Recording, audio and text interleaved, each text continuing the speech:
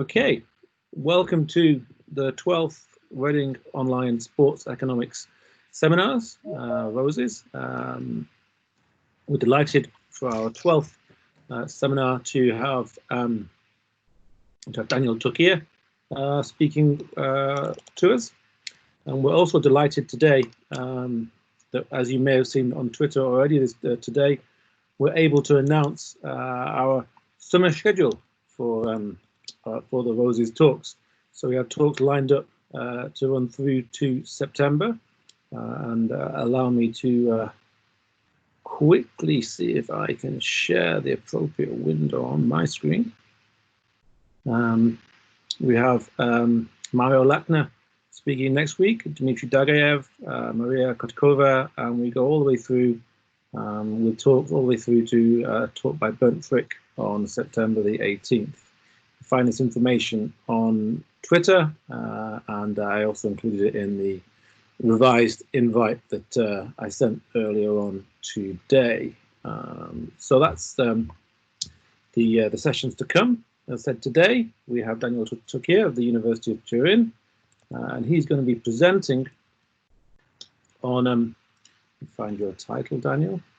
Critical performativity at FC United. There you go. Critical performativity in an alternative football club, the case of FC United of Manchester. And as you can see, Daniel's background is sky blue. There's all sorts of references to a different side of Manchester. So I will allow Daniel to take it and also to perhaps explain his split allegiances here. Thank you, James. Thank you. Good day, everyone. Good evening. I don't know wherever you're from at the moment. Well, first of all, thanks, James, for organizing these seminars. I'm very pleased to participate. And first warning, I'm not a sports economist. I mean, I'm not an economist. I work in a management department, business school. So what you're going to see today, it's a bit different from perhaps from what you guys have seen so far. And I hope you can enjoy it anyway, despite not being full of statistics, regressions and stuff like that. It's going to be a bit more of a tale, because my paper that I'm gonna start sharing now, it's yeah, you guys see it? Yep, perfect. Okay, so my paper is called Critical Performativity in an Alternative Football Club, a critical analysis of FC United of Manchester. Basically, it's an ethnographic study that I've done when I was a PhD student at the University of Manchester Business School. So it's the final run of my analysis, because it's been a few years, but now I'm sort of rewriting and re-seeing my material under a new light, adding new elements. And one of the elements that I was so keen to talk about is this idea of critical performativity that I'm going to explain in a minute. So what is the work is an ethnographic account of this radical sort of a radical football club that is member owned. So it's owned by the fans. That was set up in 2005 by Manchester United fans who were really upset with Manchester United being bought out by the Glazers, the Glazer family, this American family that also owns other clubs in the US in other sports. So FC United is peculiar because it's fully owned by its members, and it's a very, I would say, one of the most radical alternative organizational forms that we have in football or soccer. It's not just about winning; it's about making football very democratic and providing a sustainable model of management and ownership for football clubs, but also to serve as a hub for community development. And FC United was inspired by AFC Wimbledon, that was set up 3 years before, but it also served as a catalyst for other clubs to be formed and set up under this idea of supporter ownership. My point is, in this paper, I'm going to try and analyze whether FC United can be considered as a critically performative example or a critical performative engine. So basically meaning an example of critical performativity for other clubs. I decided to consider alternative forms of organization in my study, and especially in football, because I think it's very important now to explore alternatives to the let's say, to mainstream models of management. Alternatives that preserve autonomy, that can affirm the principle of solidarity, cooperation, community, and basically alternatives are organizations that have an idea that we have a responsibility to build a better future. And I think specifically this time is very important. At this time, it's very important to look at this idea of building a better future, because the uncertainty that we live in can spark new forms of management, new forms of organization. So the 4 objectives that I have in this paper, that are basically my findings, I'm gonna look at how FC United and then try to extend the idea to supporters on football club, if they can act as a tool to practice democracy, and how much participation can become a key for their success, but also how much their engagement with the surrounding community is really key to develop this critical performative aim that I was talking before. And also, what are the risks with the degeneration, when your values change and drift away, but also how much the commitment to your core values can serve as a barrier, as a way to stop this degeneration from happening. I'm going to talk to you very briefly about my methodology. I spent almost 2 years at FC United doing my ethnography in 3 different phases. In the first phase, that lasted about 6 months, I didn't know anyone at the club. I was still in the process of negotiating access.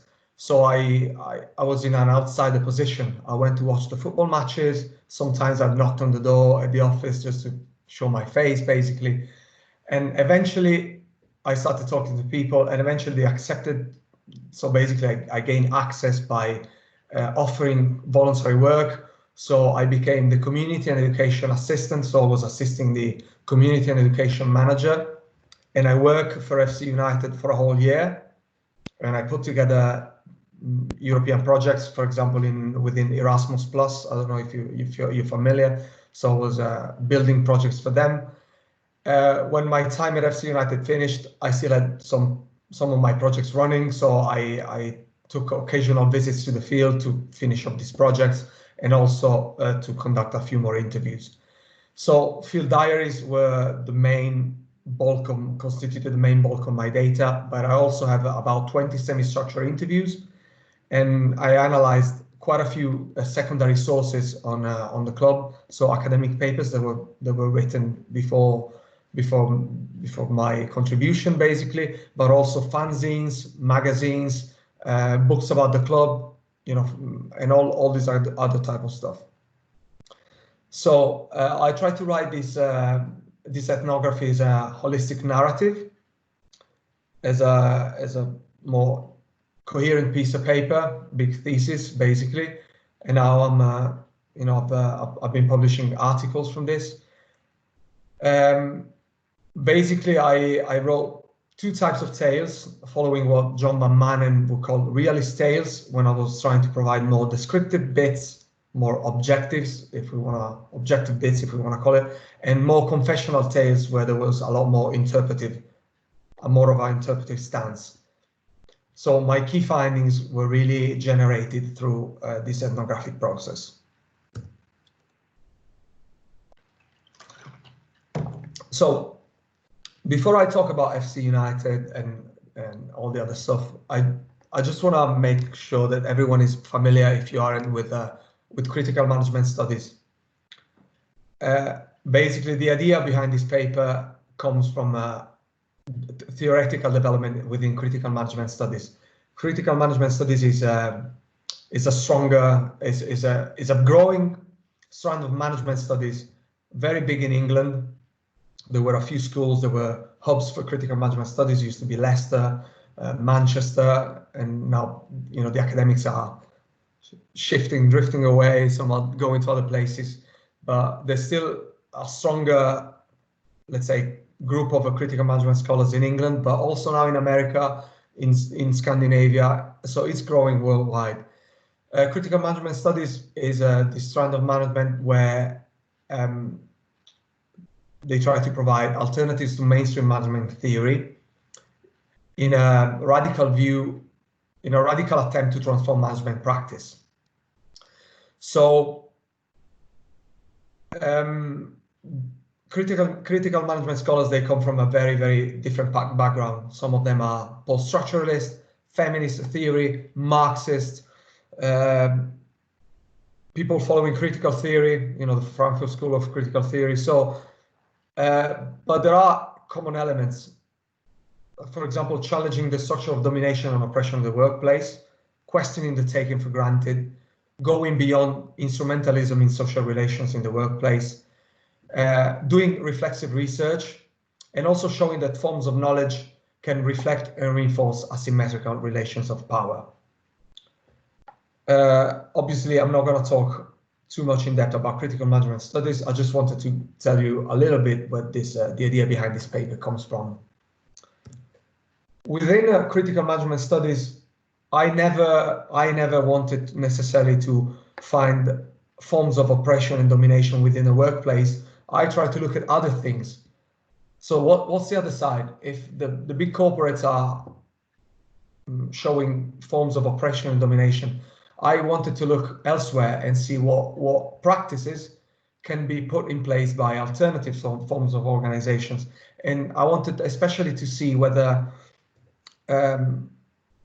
emancipatory practices were in place, or if even what the so-called alternative forms of organizations were actually replicating the same structures of power and domination that the big corporate, the big companies might put in place.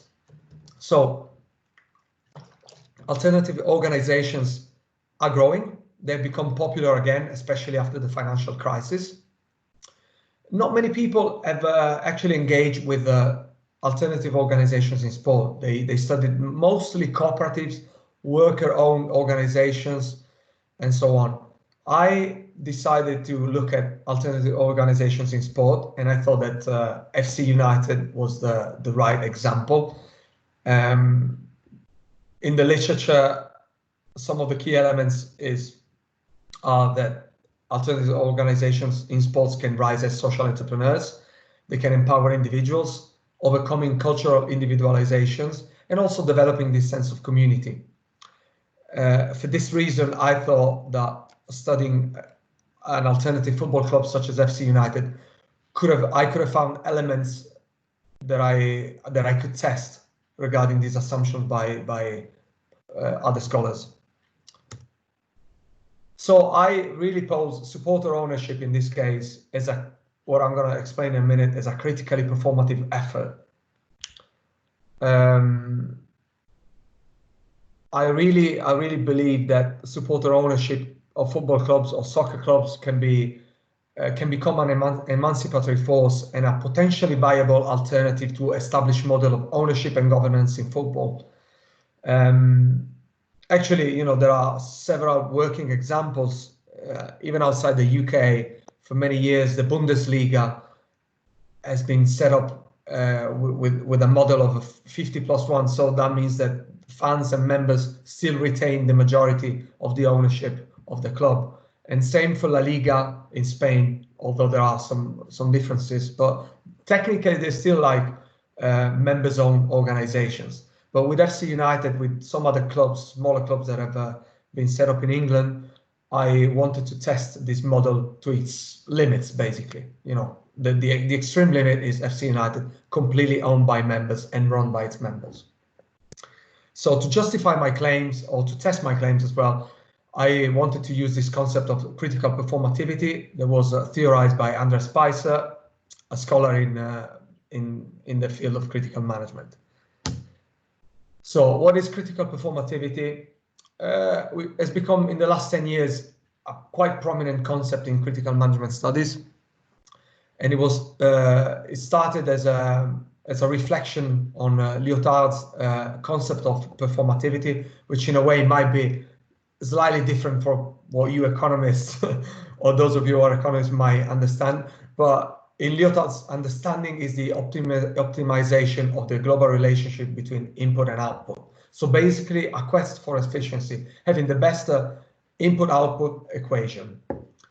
Performativity was first brought to the attention of critical management scholars by Valérie Fournier and Chris Gray in 2000, where they were reflecting about where CMS was going.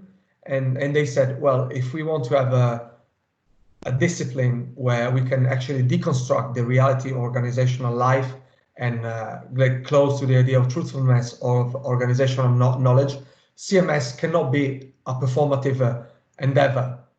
It cannot, basically, it cannot favor, it cannot highlight practices where the maximum output is basically extracted from minimum input.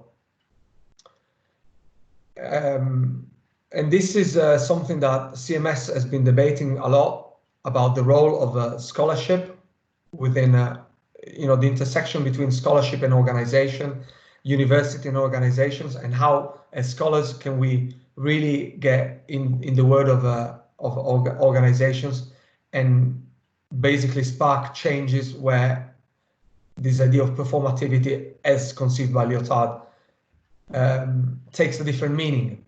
And the different meaning in this case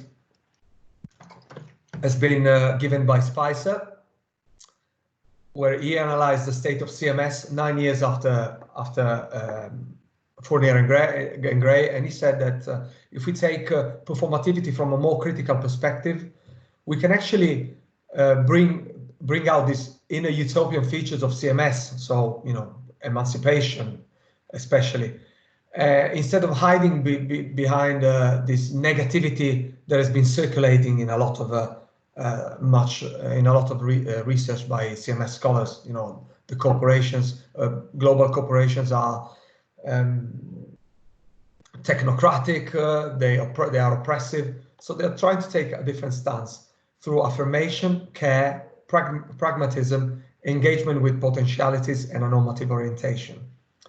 So originally, critical performativity has been conceived as a scholarly intervention on managerial practices through theory and practice.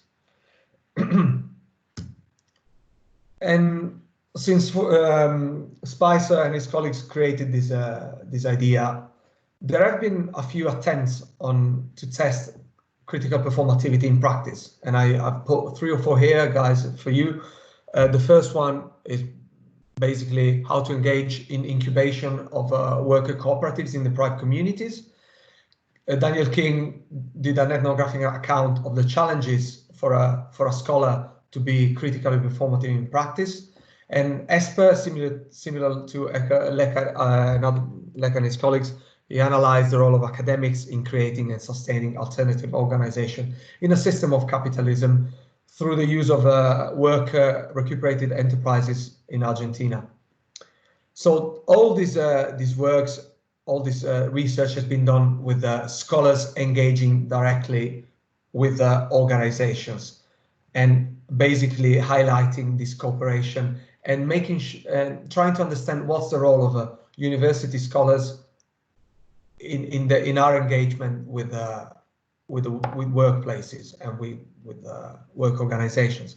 And I still think this is a very relevant point. So I'm not trying to necessarily to move away from this idea.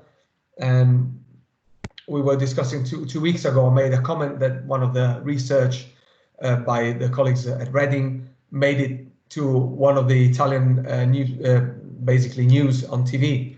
And I thought there is still a lot of value in us for our research not to become just a tool between academics, but it's actually to reach a wider audience and become meaningful for people in workplaces.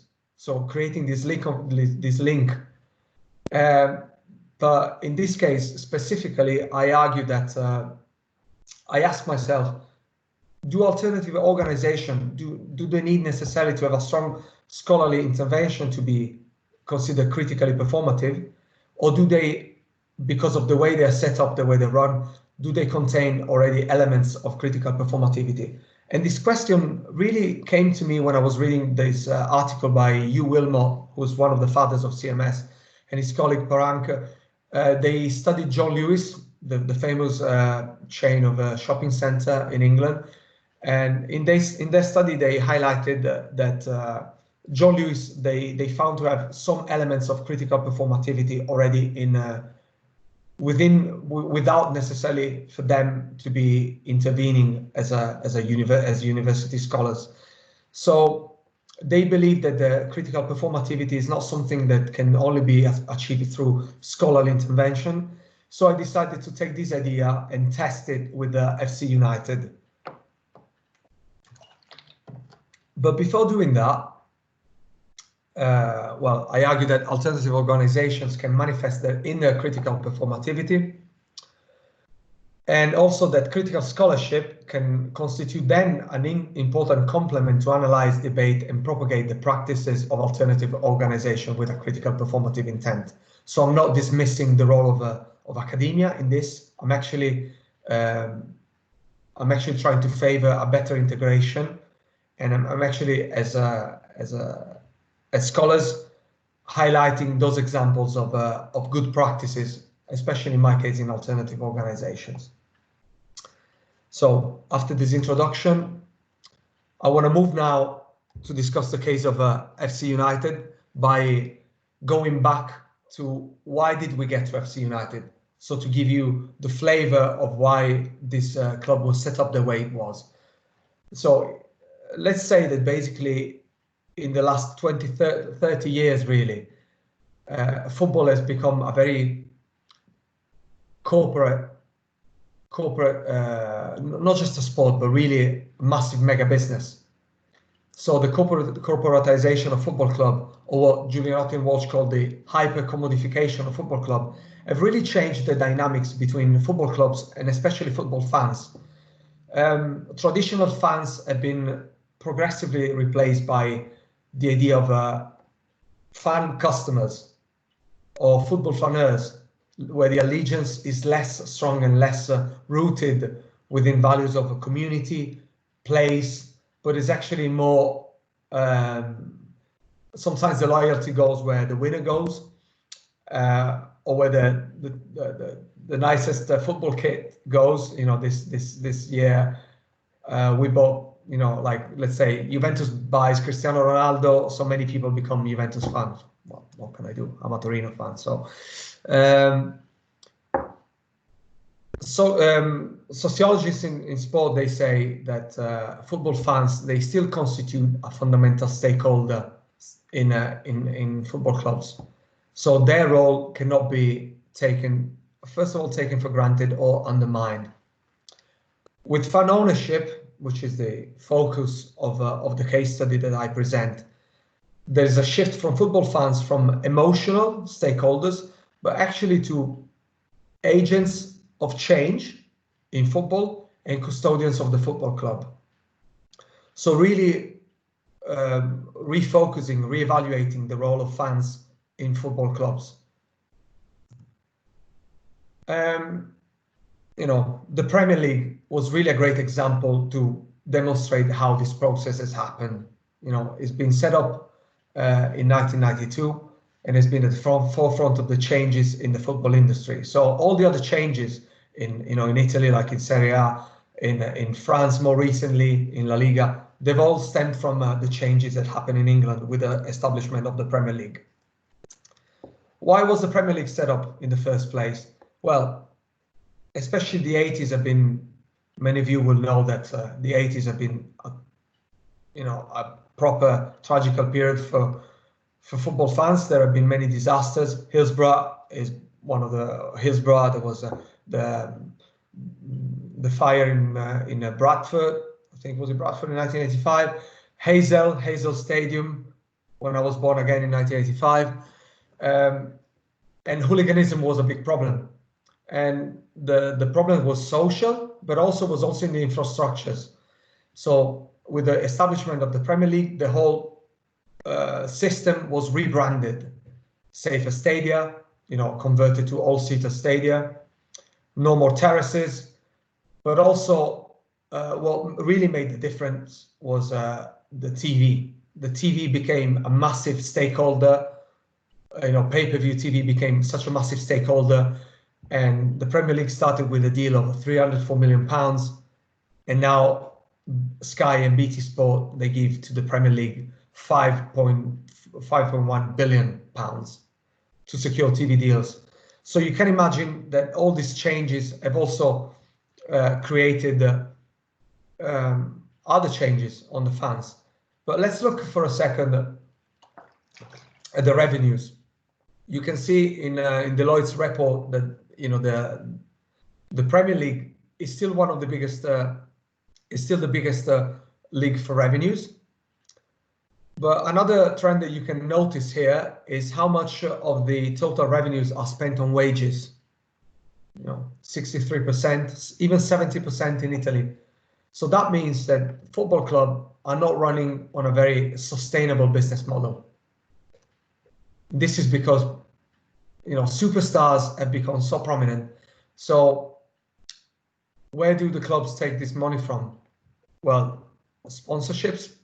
They take the money from obviously from TV, but also from fans. So I ask here, is the EPL, the English Premier League, an elitist league? Well, fans have been really affected by the rise in ticket prices. Yeah, in 1989, a ticket was £5. In 2010, it was 51 for the basic ticket for Arsenal, way above the counter-inflation rate. So the sense of exclusion the football fans have been experiencing since the corporatization of football clubs is really at the heart of a fan ownership movement, fighting for a more inclusive and affordable football for everyone. Also, the other question is that the demise of terraces and the conversion from terraces to all-seater stadia has impacted on the way fans socialize. There's a very nice study by King in the late 90s where he lived with basically an ethnography of football fans at Manchester United. He calls them the lads, and he really shows how much the lads, so what we would call the working class fans, traditional fans, the process, especially in those years, how progressively they were more and more taken away from the sport they loved. So the atmosphere from an atmosphere of inclusion, of community, was replaced by a more sanitized and also panoptical, with CCTV's atmosphere. You can say that there are pros to that, but there are many cons, especially in the fact that many friendships, many relationships, and a lot of attachment and community is actually formed at football. Football gives a structure to people's lives beyond what many people will think. So the lads, as King would call them, were really displaced and really cut off from their circle of friendship because of the changes in football. I mean, I don't want to talk bad about Manchester United, but especially with King's, I've read King's work and I read other work, but Manchester United is the club that represented this change the most in the Premier League since the inception of the Premier League. Manchester United has been extremely capable of becoming a superpower in football. Anyone from really any place in the world knows Manchester United, and especially it benefited from the creation of the Premier League, increasing by 10 times their revenues in 10 years, which is great in a way. But also we can see that they've become very good at marketing, branding, and they've become very good at making their name known, especially in Eastern Asian countries. And also Manchester United, they've been secure very lucrative commercial partnerships. And I've been to Old Trafford myself, and I met people who took the trip even from another continent just to watch Manchester United on a Saturday. It was, you know, it was the first time for me to actually seeing people, you know, traveling from so far away to watch football. Because for us, I'm a Torino fan. I live, you know, 20 minutes from the stadium. For me, is, you know, me and my mates, we go to the stadium. We don't normally see that many people outside of the area coming to the stadium to watch Torino. But many people do now for Juventus, because Juventus has actually copied in a way the business model from English football clubs. So for me, when I saw for the first time people traveling from India or China to come to watch United on a Saturday, I was really amazed in a way. So it was very curious, very first time. You can see that, well, they're not super recent data, but just to give you an idea, Manchester United has been at the top in Europe for revenues, with with the usual suspects: Real Madrid, Barcelona, Bayern, City, and so on, PSG. But what is even more striking is where Manchester United stands in terms of debts. So that means that even more than for other football clubs, their business model has not been very sustainable, and that's one of the things at the very heart of the protest of those supporters who went on and set up FC United in 2005 when the Glazers bought Manchester United. So how did that shift happen? Well, it wasn't something that happened overnight. There has been a political battle within Manchester United for 20 years with the creation of IMUSA, and in 1998 it was a takeover by BSkyB. Rupert Murdoch was stopped, but Manchester United fans couldn't stop the Glazer family from buying Manchester United by borrowing £500 million of basically against the club's assets, and this was really the final blow, really, to the patience of those fans. They, despite protests, some of them also violent and flash mobs, Manchester United fans couldn't prevent the takeover. So in the summer of 2005, some Manchester United fans, they found themselves at a crossroads and said, what are we going to do? Do we still take part in something we don't believe in anymore for the way it is, or do we start from scratch with our own ideas? So they set up this club called FC United of Manchester, which started from a very bottom of the English football tiers, English Football League. Why do I talk about FC United of Manchester? Because it's a very peculiar club. It's registered as an industrial and provident society. It has got a one member, one vote structure. So basically all the members vote for the board. They can put resolutions. There are 11 voluntary board members, and there's also a general manager now called CEO, and I'll explain you later what happened. There's a small amount of paid staff. There's some part-time coaching staff, and there are over 300 volunteers. As you can see in the manifesto, in the 7 principles, what are the themes? Community, democracy, and participation, and avoiding outright commercialism. And in a way, these are the key points I focus my research on. I didn't have to go too far, but the values were there already in the manifesto. So my role was just to see how those values were deployed in practice. So in the first 10 years, FC United was promoted 4 times, which is a great result. Even better, even a greater result is that they managed to build their own stadium, which was funded mostly by fans and members themselves, and some of the funds were were given by the public sector through partnerships and contracts for community activities. So I'm going to show you later that FC United has built this this trust. They built the trust through successful community activities. So the public sector saw FC United as really as a potential key actor in community development and also urban redevelopment in a way. As you can see from the data, for a semi-professional football club, the numbers in terms of memberships and attendance, they are quite high. You know, they're not your usual non-league football numbers. 3,000 on average in the first season. In the year the stadium was open, 2015, 2016, the highest number, 3,395. And again, the membership the same year was the highest with 5,381 members. So quite high numbers for a semi-professional football club.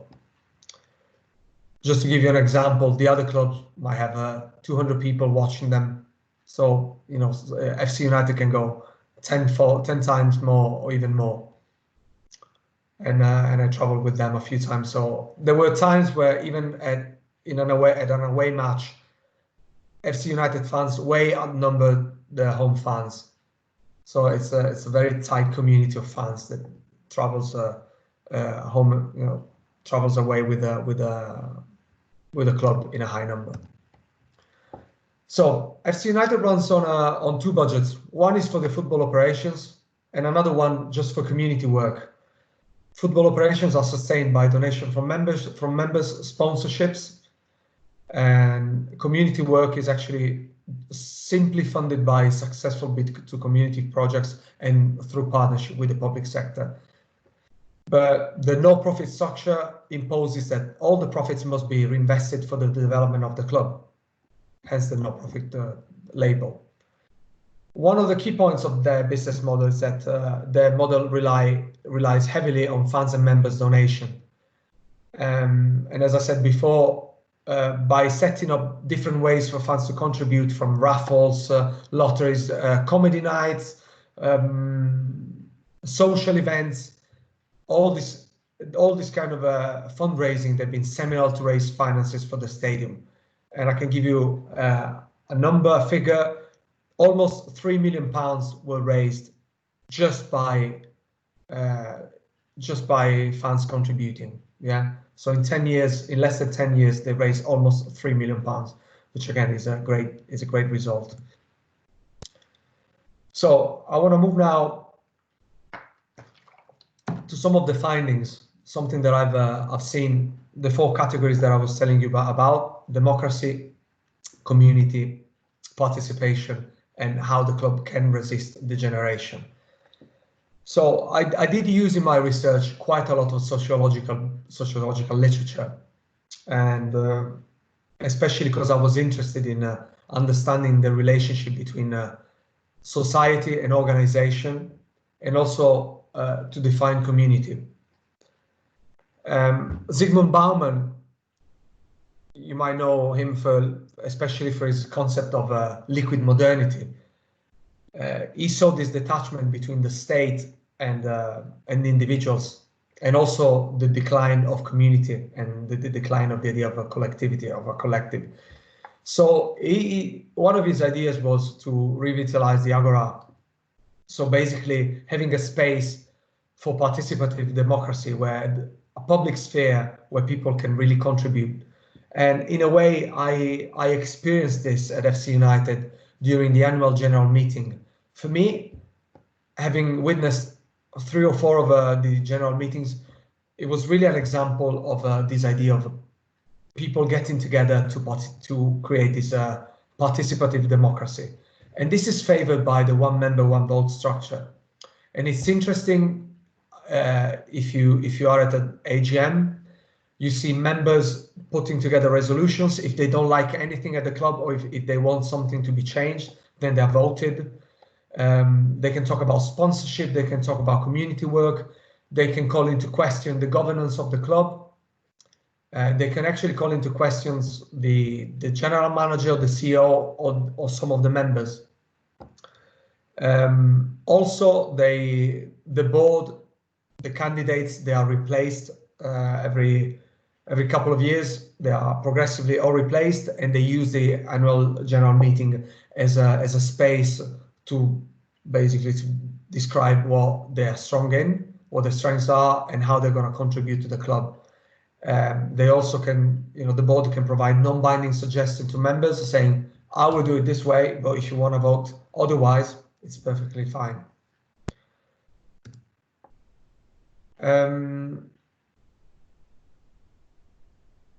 I would call this as an example of self-governance, but also is a type of self-governance where this football club has to operate in a system that is the system of senior football, semi-professional in this case, senior football, where they cannot be abstracted from. So they have to operate within a system where 99.9% of the other clubs are run in a different way. So FC United really is an organizational and political exercise to try to run a club democratically against the idea of personal profitability, but also they have to be very aware of the fact that they have to avoid pursuing a naive program of anti-capitalism. And after 15 years, they've realized that you cannot just live on ideas and ideals. You have to put in place ideas that can actually work within that system. So being alternative, it's even more difficult when you are within a system that is completely different compared to, for example, a commune where people are on their own, living, following their own rules. But here they have to follow rules that are set up for clubs that are run in a very different way. Talking about participation, I opened this section with this song. This is a reinterpretation of the song "Dirty Old Town."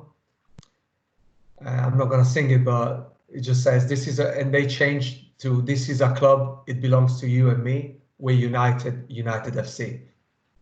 Yeah. So if you know the song "Dirty Old Town," you can probably guess where that line fits in. And I found this very, very interesting because it's one of the songs that were sung the most to affirm the sense of belonging. Yeah. And especially when they sing "We're United FC," they raise the voice even further. It makes it even louder. So the whole stadium sings loud, "We're United FC."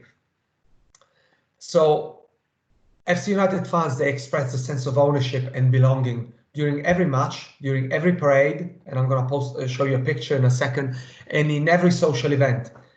End of year parties, they do a end of a year celebration, whether they've been promoted, relegated, or whatever, and they sing, they celebrate the existence of the club. And this is one of the things that the former general manager used to say at every meeting, or every time I heard him speaking publicly. We're still here 8 years down the line, 9 years down the line, 10 years down the line. Be happy about this. And Rosen, Rosen backs up this point in his studies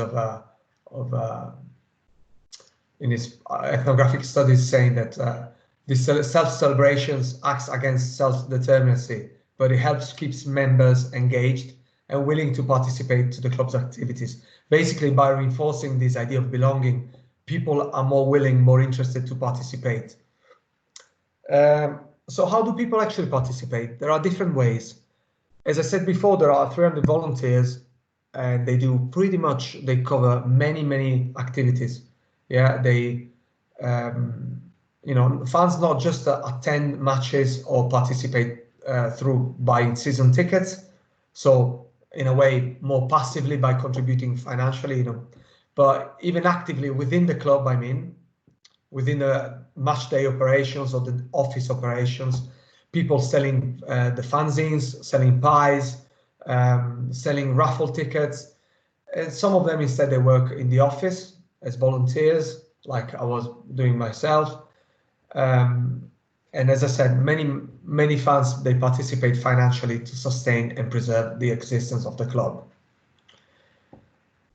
Something that has been very keen since the start, as you saw in the manifesto, is to keep football accessible. So one of the policies of FC United is to keep admission prices at the gates as low as possible, but also to allow people to pay what they can afford if they want to purchase a season ticket.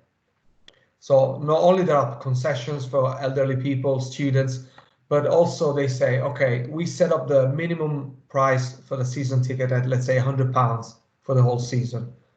That's the minimum that allows us to cover our costs. If you want to pay more, everything that extra goes towards the running of the club. If you can't pay more and you can only pay £100, that's fine for us. This is called pay what you can afford season ticket. And for me, that's something that is really important, because statistics show that people actually paid on average £70 more than the suggested minimum, than the minimum prices, showing that they were willing to participate regardless of this as much as they could. So this is a younger me a few years ago, and I was in Manchester City Centre at the Manchester Day Parade, which is one of the biggest events of the year. There are all groups represented, from activist groups, LGBT groups, ethnic groups, and FC United was there as well that year with parading a smaller version of the stadium. And for me, that moment, I also wrote an ethnographic tale about it, was one of the key moments of a community and integration that I experienced while I was at FC United. And I was waving this flag from throughout the whole city centre, and we arrived in we went through basically the whole city centre for about an hour, and when we arrived, many people were cheering, and even people supporting other clubs. They were not booing, which is good, even City supporters or Liverpool supporters, because FC United, in a way, despite the rivalry, tried to go beyond some of these things. So for me, this picture was, I wanted to put it there for you to see, just to give you a flavor. And I was, I received this picture about after a year since the parade, and I didn't know that this picture was taken, but it became one of the key moments of my ethnography. So I was going back to the idea of participation. Participation is not only fueled by inclusive practices for ticketing, but it's also linked to volunteering. And by dedicating time, and especially this for me was clear in the office, because I was surrounded by many volunteers in the office with me. They cemented their individual identities around FC United. So in my interviews, I had one of the ladies whose husband passed away. She found in FC United a new family and a new way to structure her life to cope with the loss of her husband. Another person, for example, said that when my kids left, they went to live somewhere else, me and my husband, we created new friendships at FC United. So they gave, really for many people, it gave meaning to their lives. And there's also some people, like my former boss, the community and education officer, who turned their volunteering experience into a full-time paid job. Still, and this is something that my colleague said one day in the office, having a laugh, said, for what they pay me, I wouldn't, if I were fussed about the money, I wouldn't do this job. So many people still, they say, okay, it's a full-time job now, and I'm basically paid as a part-time job, but it's not for the money. I do it for the love for the club. So it really does offer not just an extrinsic gratification, but also an intrinsic gratification to those people who take part in the club's activities, but also serves to form communalism. But also, as I said before, is an essential element which ensures the survival of the club. And again, this, you can see this as a strength, but also as a weakness of the club. By relying so much on volunteers, if they decided not to volunteer any longer, your activities can really be hindered. Similarly, fans and members, they participate by financially sustaining the club through memberships, as I said, tickets and raffles. But a club that is funded based so much on financial contribution by its members, in terms of sustaining the business model, can run risks of being unsustainable when people cannot be willing, or are not willing, or cannot donate any longer. So this is, for me, one of the financial aspect is one of the points where I question the business model of FC United. In terms of community, I published a paper this year just about community. If anyone is interested in reading it, it's in Managing Sport and Leisure. As you saw in the manifesto, FC United makes really explicit statements of being an organization by the community and for the community. The idea of running, as you saw before, already members, the business model for football operations relies so much on donations that if a community also was included, it could really run a risk of not being sustainable. So community runs on a separate budget for a conscious choice by the club, so that community cannot jeopardize the other operations. So it really just depends on how much money can be obtained through fundings. After a while, it becomes a lot of work on creativity to design new projects and to gather funds, and that the community team has to put together. One of the things that I've noticed, that compared to the other activities, community is not really much in the hands of the membership, but it's more run on a top-down approach by the community team. And speaking to fans and members, most of them were happy to leave this side of operations to the people in the club. But the attempts, compared to other attempts of integrating membership and community team, in those times where actually fans and members wanted to put on some community activities, it didn't go as well. So this is one area where the club knows that needs to improve. Although, as I said, most of the membership is just happy to leave the community as it is because they trust the people who runs it. So there are activities for a wide array of people, from youth to elders, so caring for the elders, but also for immigrants and vulnerable adults. I myself participated on a project called Street Soccer Academy, where through football, there were these vulnerable adults with histories of unemployment, drugs, alcohol, and through a series of levels that they were achieving in football, they were trying to give them a structure for their lives through football coaching. So they also help immigrant parents with literature and numeracy to give them skills in order for them to help children with homework. But also at the beginning, it was tailored mostly for the community of Manchester around where FC United is based. But over the years, and also at the time where I was at FC United, it grew the community work with the Erasmus Plus project, so at a European level.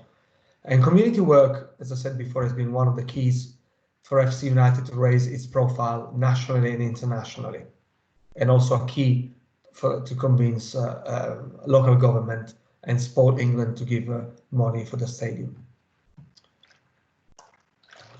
The final point of my findings is about resisting degeneration, because one of the very first things that I asked myself is, yeah, surely if this club grows too much, there will be pressures to kind of conform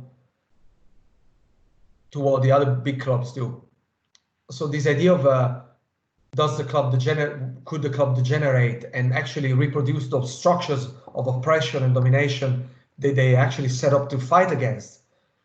And the literature is very clear. Many alternative organizations, especially when they grow, they run the risk of degenerate and become something that they were actually set up to fight against. And this is something that Marx said, many years ago. 1981 is actually just the years of publishing of that issue. But Marx used to say that cooperative forms are deemed to reproduce the defects of the capitalistic system they fight against. So this idea is not new at all.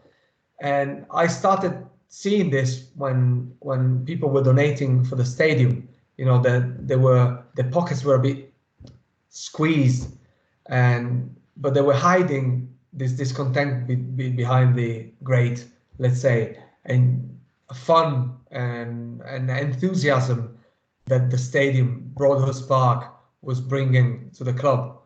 But once that momentum ended, once the euphoric moment of the stadium ended, all the problems were clearly exposed. And the year following the stadium was 2016 was a year of great troubles for FC United, where the membership started to accuse the former general manager and the board of nepotism, of taking decisions behind their back, and basically not being transparent and democratic as they were supposed to be. So FC United went very close to degenerate in 2016, and this strong infighting really led the members to call the board and the general manager into account. And the whole board and the general manager, Andy Walsh, decided to actually step down, and they were all replaced by a new board and a CEO. But the literature also shows that these events can be seen in a positive light, so that when you're on the edge of degeneration, such events can offer chances of regeneration and renewal of the founding principle. So basically, I would say that 2016 was a year zero for FC United, with a new democratic elected board and a change in the staff. And this shows also the resilience. Sorry, 1 second. Shows the resilience and the willingness to resist degeneration and to go against Marx's argument. And how much also for FC United it's important to keep its values in dissent, to have this constructive dissent within the club, and as much as to promote consent to perform emancipatory politics. So I've been talking maybe too much. Am I okay with time, James? Am I okay with time? Yeah. Yes. Okay. We'll wrap up fairly soon, though. That's probably... Yeah. Just 5 minutes for conclusions. So going back to my question, can FC United be considered as an alternative organization that exemplifies critical performativity in a flow capitalistic industry of speculation and debt like senior football? Wrapping up, FC United is an organization with a grand vision of a football club where ordinary fans could actively participate and not feeling just as customers. To get close to achieve this vision, they started a series of micro emancipatory projects. So smaller projects over time aimed at giving voice to fans and helping local communities. As I said, despite the turbulence, they managed to resist the degeneration, and it gave credibility to its long-term project. So now it's 15 years since it's been set up. So the very existence of FC United in 15 years shows that there is a continuous effort to be a critically performative alternative. But it also shows that even FC United can really improve on democratic representation to avoid the risk of drifting away. And I believe that a lot of the critical performative credentials of the club lie on the ability to stay democratic and open as possible. And to conclude, I can say that the participatory model of supporter ownership can be developed into widespread working alternatives to mainstream management models of football club, or at least there are elements of it that can work because they've been tested and they kind of resisted the test of time. So I want to thank you for this. And obviously, if there are questions, I haven't seen the chat. So if there are questions, I'm ready to go. Thank you. Thank you, Daniel. There's one question which comes in from Alex Farnell at Lancaster. He says, has FC United's approach possibly harmed their chances of greater on-field success, e.g. promotion to the Football League, especially with the high number of fans relative to other teams in the league? He says, as devil's advocate, look at the success of Salford City FC down the road. Thank you very much, Alex. That's a very interesting question, and I believe this is one of the things that I asked myself since the beginning. It's how much could a club cope going up? And one of the points that was raised by Andy Walsh, one of the key sentences, the former general manager, is this club can only go as far as members want it to go. So there's a question of whether they wanted to be in the Premier League in the first place, and I don't think that's really the objective. The objective is really making the main objective was really making a stand against some principles in football. The other question is more practical. The FA doesn't allow this model even to participate to professional football. So from conference upwards.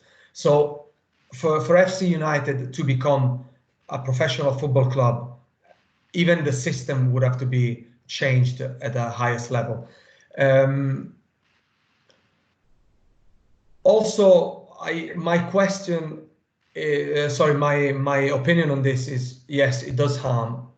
Also because there's no an economic and a financial capacity for me, and in my opinion, for FC United to cope with the cost. Because obviously, if you're in Premier League, there are other things to consider, such as ticket prices, not just when you are home, but if you go at Arsenal away, as we saw before, fans might not be able to pay 50, 60 pounds for a ticket. And obviously the travels will be more expensive because you would have to travel across the country. And so I would say as it is, no, but there's also the idea for FC United, in case it ever got bigger, is to take more and more inspiration from the Bundesliga and try to move towards that model. So I hope, Alex, this answer your question.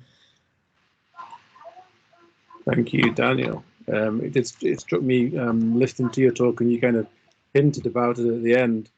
I've seen your hand raised, and I'll come to you in a moment. Was that what you're talking about here offers some kind of, or the FC United model offers something, given the current crisis, COVID-19 related. Yeah. Because I don't see how the lower leagues can survive if there has to be another, a season essentially ahead of football without spectators. But do you think, obviously it's one thing for this model to work for one club in isolation, but do you think if many clubs are operating in this kind of way, which does seem like a more financially sustainable model than the models that a lot of football league clubs are working on, do you think it would work in the same way? Because I can imagine if a team is falling down the divisions, there's going to be less community enthusiasm relative to FC United when they're gradually rising up the divisions. Absolutely. Well, the answer, James, for me is, well, let's look at, first of all, with the COVID-19 situation, let's look at the top clubs as well. I think it calls into question the whole business model and how much they can spend for wages and transfers, first of all. So could it be sustainable to spend 130 million for Ronaldo, for Pogba, and pay them 30, 40 millions a year? That's the first question. And it goes back to the idea of making football sustainable in the first place. Obviously, there's an element of what you say, how that would affect the lower leagues. It's very interesting as well. And it could be that they suffer, but for me, it's not just the lower league that can suffer. For me, the whole football system without spectators, if they don't reconsider their values and priorities, would struggle. But of course, the lower leagues would be harmed because they've got even less resources. And the other point is, surely there's an element of enthusiasm. When the numbers also at FC United were declining a little bit because they raised for like 3 or 4 times in a row the finals, playoff finals or semi-finals without, making it to the 6th league. And then last year they went down again.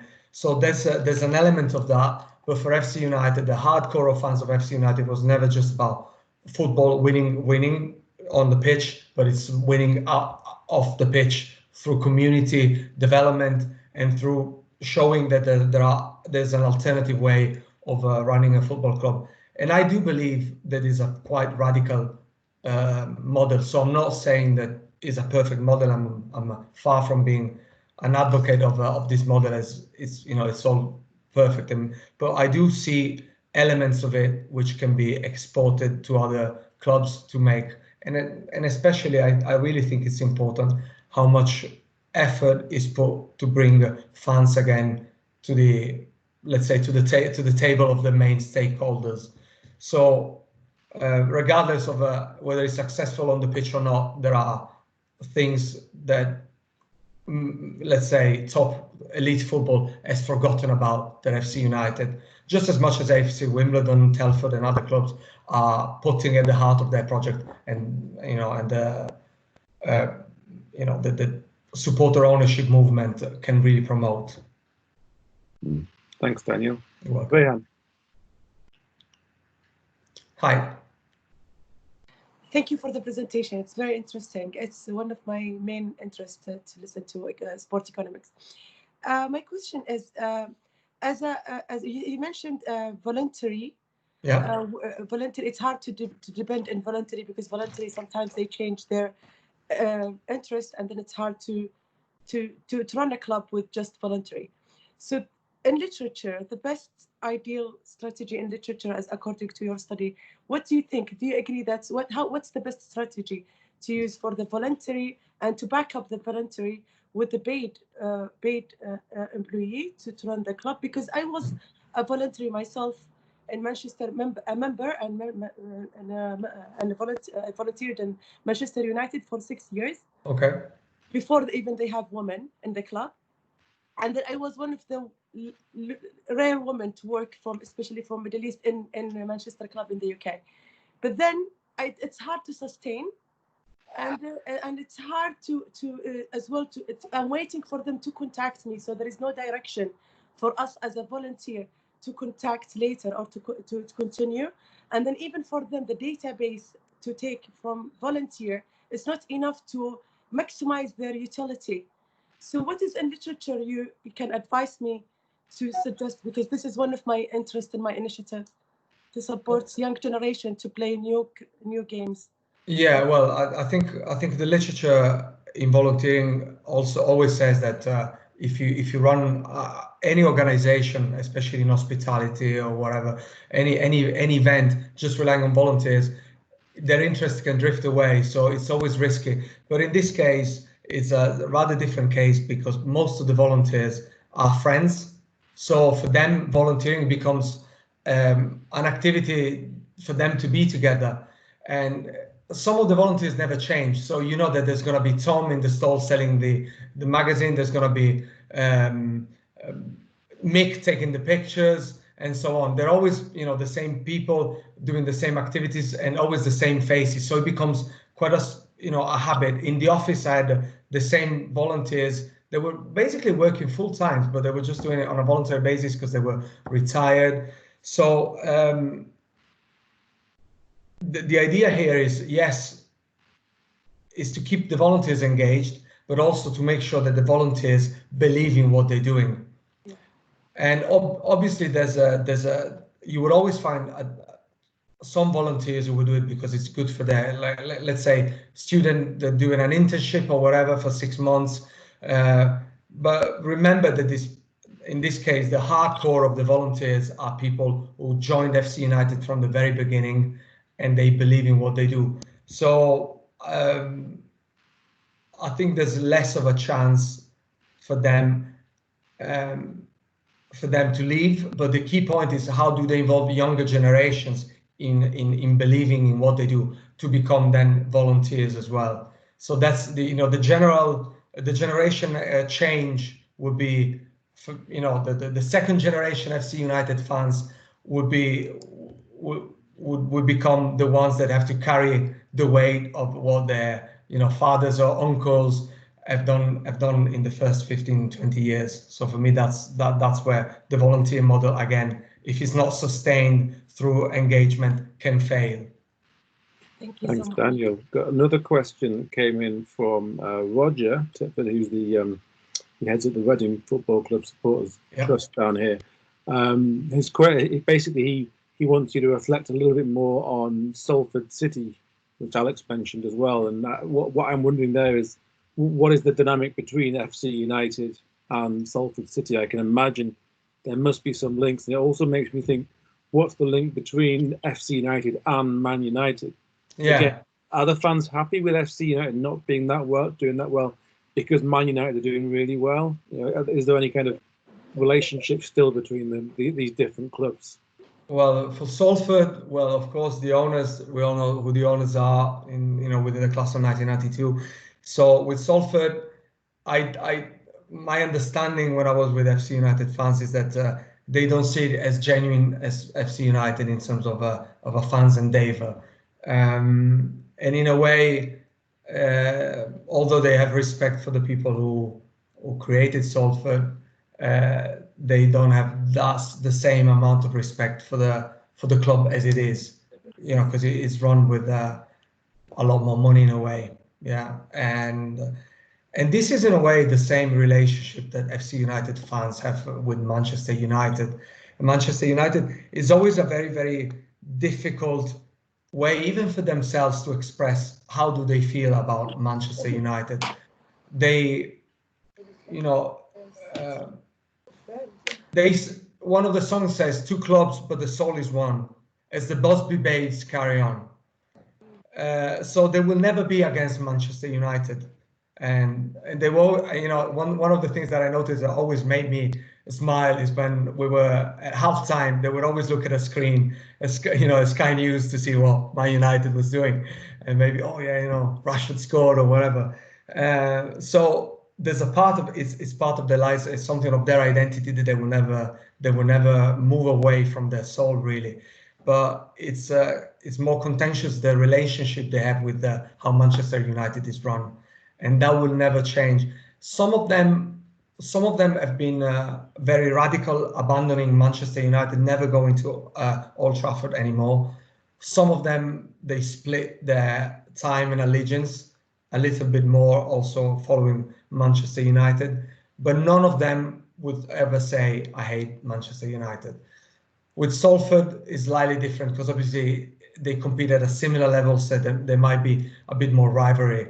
Whereas with Manchester United, they feel this detachment because of, obviously, there's 6 leagues between them. And so the relationship for me that they feel is more intimate, about belonging to Manchester as an area, as a city, and belonging to those colours. But it's a big detachment with the politics. Yeah. And you mentioned also AFC Wimbledon and AFC Telford. Do you have kind of what are the similarities and differences? Because obviously AFC Wimbledon have made it into the Football League. Yeah. Telford never really were, but they seem to have resurfaced. And I guess, what's the relationship between AFC United, and more general Phoenix clubs? I guess AFC Wimbledon isn't a Phoenix club in the same sense, because obviously Wimbledon became Milton Keynes. Yeah. I understand Telford is a Phoenix club, and Hereford and Darlington, teams like this, and Bury, I presume, at some point in the coming years. Probably, yeah. And what did Telford and Wimbledon have a similar kind of structure as FC United, or are they quite different? AFC Wimbledon was obviously the first club. I mean, the politics behind it is slightly different because, as you said, they were set up as a reaction to this proposed relocation to MK, to Milton Keynes. The way AFC Wimbledon, they've been seminal in guiding FC United to become what they are now. So at the very beginning, Andy Walsh and the founding members of FC United asked for a lot of advice. However, FC Wimbledon is run slightly differently. So it's still a supporter-owned club, but it's run by a trust, the FC Wimbledon Trust. So their model cannot be compared. I especially look at FC United because it's the most radical. FC Wimbledon made it to the pros, but they made it to the pros by using a similar but not exactly identical business model or organizational model. But in principle, they do share a lot of things. And in a way, I think the relocation is still a result of this phenomenon of commercialization and taking example from the idea of the franchise. And I did some research when I was in Liverpool in my master's with Everton, keep Everton in our city at that time when they were proposing to move it to Kirkby. So the idea behind it, although it comes from a slightly different take on commercialization, is still the idea of moving away from the principles of attachment to a locality and to the attachment to a place, and football as an expression of the local community. And Telford, I've not been following Telford too much, but I know they were set up after FC United to a model from what I recall closer to FC United than to FC Wimbledon. But I don't have that much information on Telford myself. Okie dokie. Thanks again, Daniel. We can take more questions. We have a little bit more time. If anyone wants to ask a question, you can raise your hand and unmute yourself.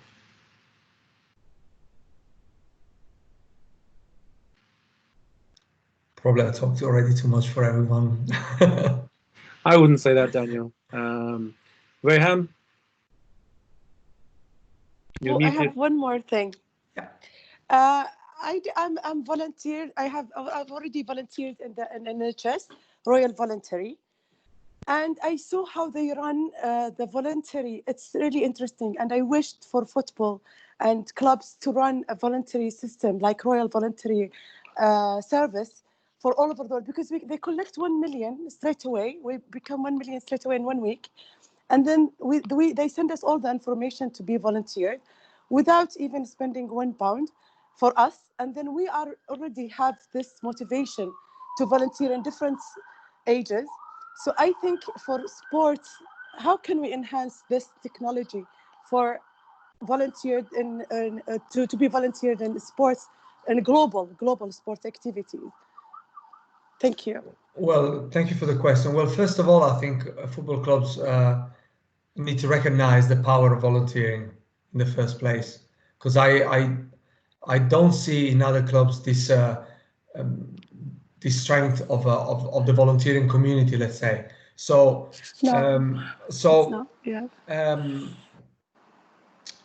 I believe one of the key points here would be to engage the younger generation through these European projects of Erasmus Plus, because they can be tailored to your needs.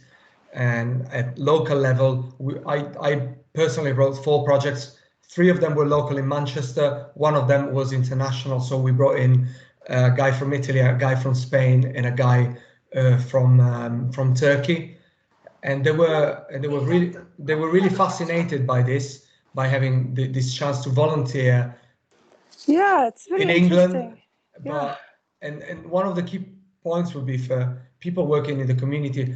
Well, first of all, I have to say English football clubs, most of them have a community manager or a community officer, which is something that basically doesn't exist in Italy, for example.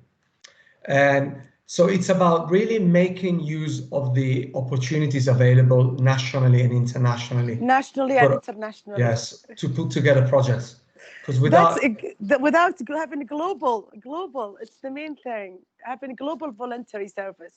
But like, the European Union is actually very willing to invest cash on volunteering activities, and there are, the EU through the Erasmus Plus program, they have plenty of chances and projects and funding several times of a year to build volunteering projects tailored to younger generations. So I think that's could you say the name again, please? It's Erasmus Plus. Erasmus Plus. It's a European framework that involves universities. It's basically used to be the project where students were exchanged. Exchange students went to other universities in Europe. I did mine in Leicester, and it was Youth in Action and then Erasmus. Then they merged the two things together, and now it's the umbrella term Erasmus Plus, and then there are all the different exchanges and volunteering opportunities. And if football clubs made a lot of use of that, they would have easy funding and interesting community projects for volunteers. Thank you so much. Thank you. That's a very interesting answer. Thank you so much. You're welcome. Thank you. Thank you for the presentation, everyone. Thank you. Goodbye. Bye. Bye. Thank you. Bye, Rayhan, and thank you very much, everybody.